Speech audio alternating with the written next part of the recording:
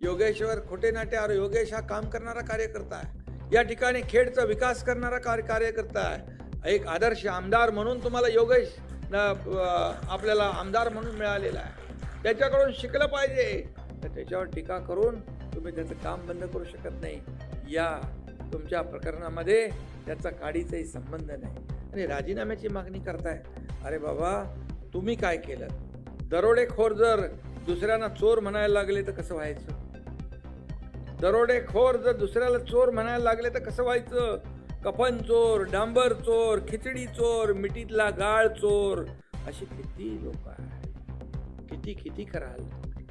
आणि तुम्ही योगेश कदमवर आरोप करताय. मी आपल्याला एवढं सांगतो, योगेश, काही चिंता करू नको. डिस्टर्ब होण्याचं कारण नाही. काम करायचं आहे. तुझ्या मागे भाईत आहे, पण अख्खी शिवसेना आणि हा एकनाथ शिंदे खंबीरपणे उभा आहे.